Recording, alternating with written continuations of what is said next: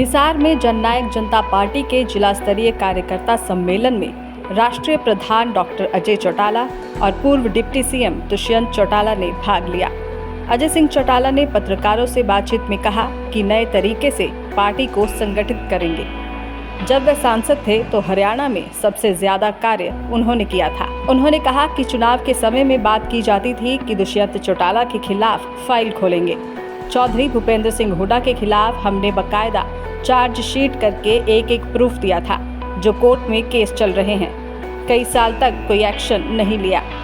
जिसको सजा देनी चाहिए उसके साथ मिलकर मिलीभगत करके काम करते हैं। वहीं पूर्व उप मुख्यमंत्री दुष्यंत चौटाला ने कहा कि प्रदेश की मौजूदा सरकार प्रॉपर्टी आईडी, परिवार पहचान पत्र पर यू टर्न ले रही है। उन्होंने कहा कि जजपा द्वारा पोल खोलने का काम किया जाएगा। प्रदेश में बढ़ते अपराध को रोकने के लिए नायब सिंह सैनी पूरी तरह से विफल रहे हैं। प्रॉपर्टी आईडी करप्शन का अड्डा बन चुका है। जल्द ही सबूत के साथ पोल खोलने का काम किया जाएगा। चलो अच्छी बात है। हमने तो 4.5 साल में वहाँ पर आदमी तो बहुत दूर की बात है, कोई पक्षी उड़ता भी नहीं देखा।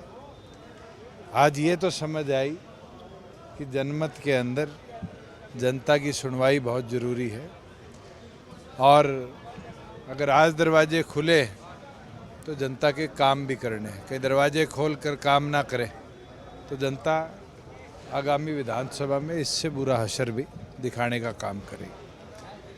हमने तो 10 जिलों के अंदर साथियों से चर्चा करी है और 100 दिन के रोड मैप के साथ डॉक्टर अजय सिंह चौटाला जी के आदेश अनुसार प्रदेश के प्रत्येक घर तक पार्टी को पहुंचाने का और कैसे नए साथियों को जोड़ा जाए संगठन में, उस कार्य को लेकर एक कार्यकर्ता मैदान में उतरेगा और मजबूती के साथ आगामी लड़ाई लड़ेगा। इस यूटर्न सरकार की पोल खोलने का भी काम करेगा। जिस प्रकार से आज चाहे प्रॉपर्टी आईडी पे यूटर्न लेने की बात हो, परिवार पहचान पत्र पे यूटर्न लेने की बात हो, सरपंचों की लिमिट में यूटर्न लेने की बात हो, साफ दिखता है कि जो कार्य खट्टर जी ने करे थे, सैनी जी उन सब पे यूटर्न लेना शुरू कर चुके। और मेरे पास तो आज आयुर्वेदिक डॉक्टर आए थे। जिस तरह का प्रतिबंध रोज़गार में उन पर लगाया है, ये साफ दिखता है कि हरियाणा के लोगों को रोज़गार से वंचित करने के लिए हरियाणा सरकार कदम उठा रही है।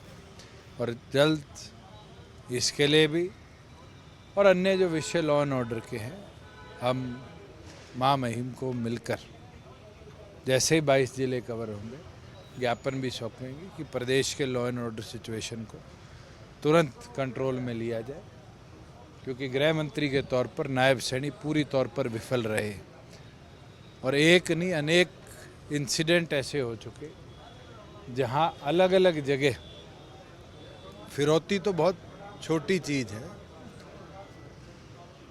सरेआम गोलियां भी चलाई गई है, लोगों की जानें भी गई हैं, मगर गृह मंत्री के तौर पर नायब सैनी जी को ये समय भी नहीं मिला कि वो इन चीज़ों पर अधिकारियों की बैठक भी ले पाए।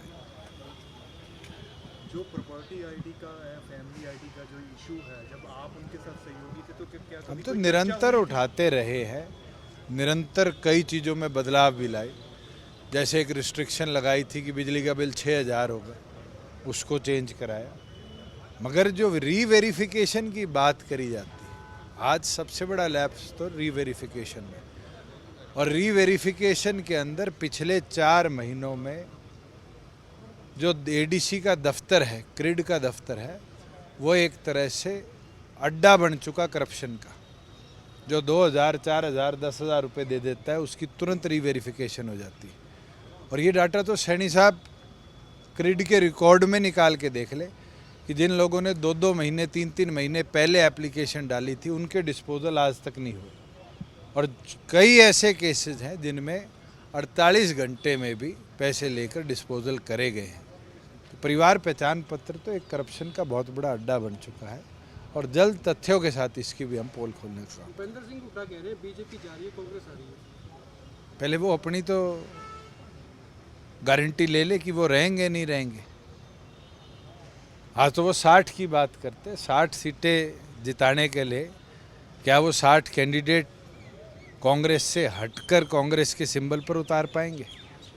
और अभी तो राज्यसभा का चुनाव है। आप लोगों ने मेरे आगे माइक लगाया था लोकसभा चुनाव में और पूछा था कि क्या सरकार अल्पमत में है। मैंने कहा था है, पत्र भी भेजा महामहिम को। और उसके बाद जब पत्र चला गया और पत्र चले जाने के बाद कांग्रेस के विधायक भी भागकर गए, 2 गवर्नर को पत्र देकर आए। भूपेंद्र हुड्डा भी निरंतर बोलते रहे कि सरकार अल्पमत में है, सरकार अल्पमत में। जब हमने कहा विपक्ष साझा उम्मीदवार उतारे तो सबसे पहले पीछे हटने वाला कोई व्यक्ति था तो भूपेंद्र हुड्डा था। और उनने भरे प्रेस कॉन्फ्रेंस में कहा हमारे पास तो नंबर ही नहीं है। फिर अल्पमत की बात कैसे करी?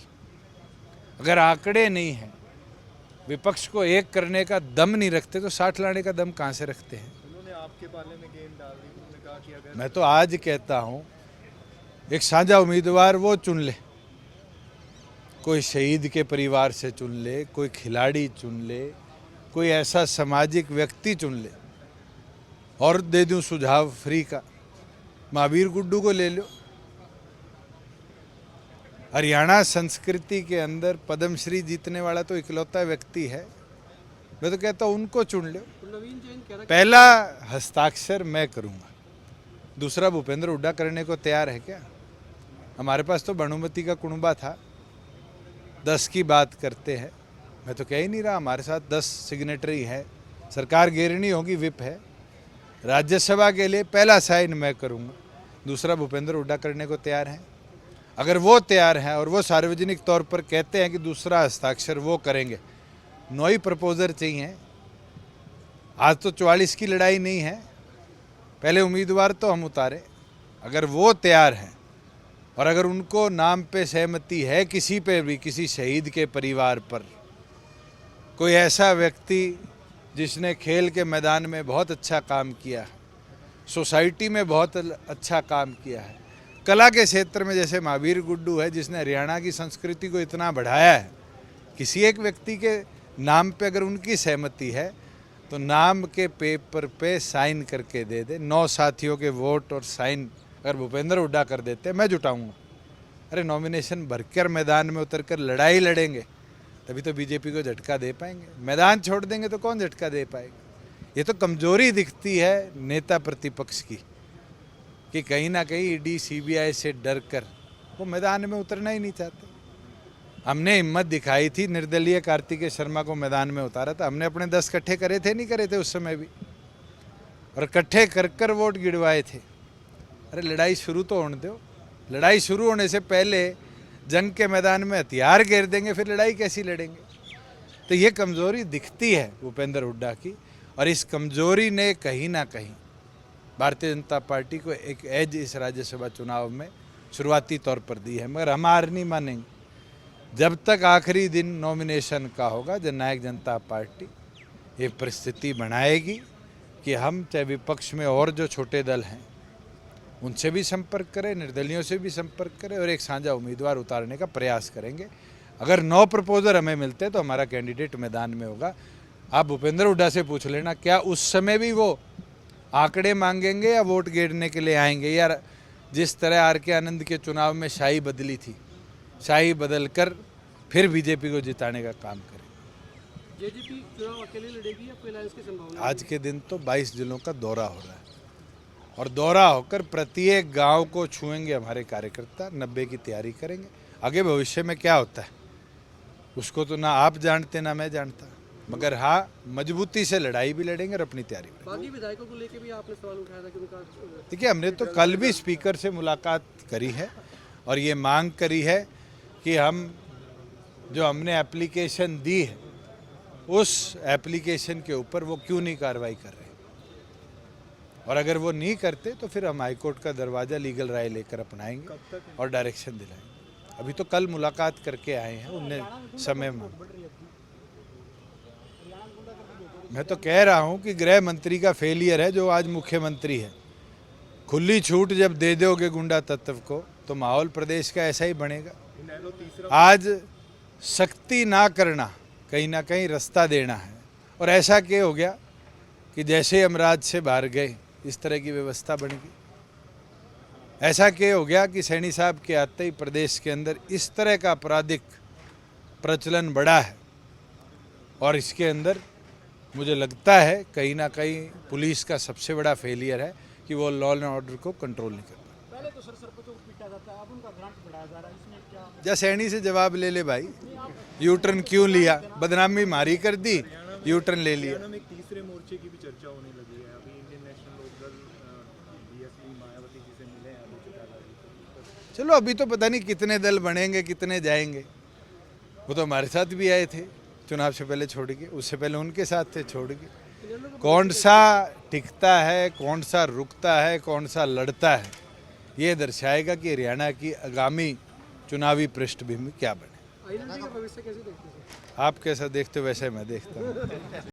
विरोध पक्ष के लोग जो दुष्प्रचार करते हैं, लोगों को भ्रमित करते हैं, उनसे भी लोगों को अवगत कराने का काम करें।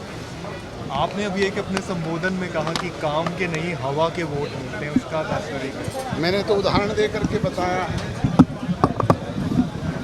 मैंने 5 साल सांसद रहते हुए हरियाणा प्रदेश के सभी सांसदों से ज़्यादा काम किए होंगे, आपको भी पता है भिवानी में। और मुझे अगले चुनाव में कुलदीप बिश्नोई से हरवाया था कि नहीं? काम के वोट मिलते तो चौधरी बंसीलाल कभी नहीं हारते, काम के वोट मिलते तो चौटाला साहब कभी नहीं हारते।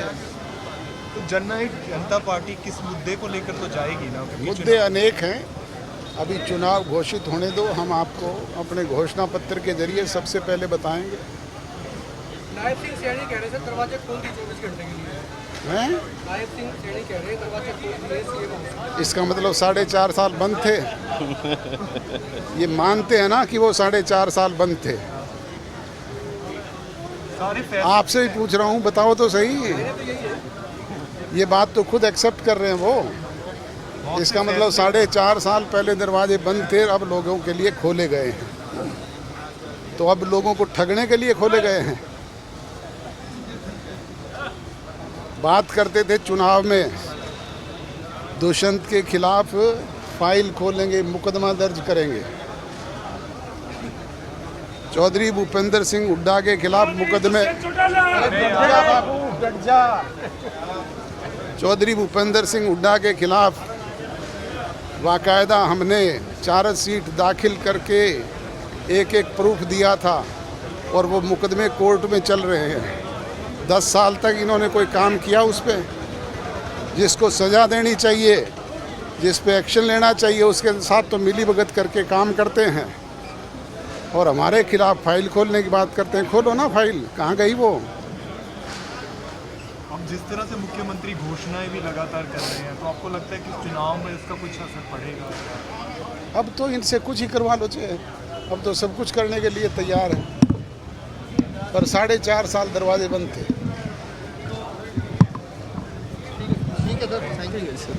दैनिक सवेरा के लिए हिसार से परवीन कुमार की रिपोर्ट।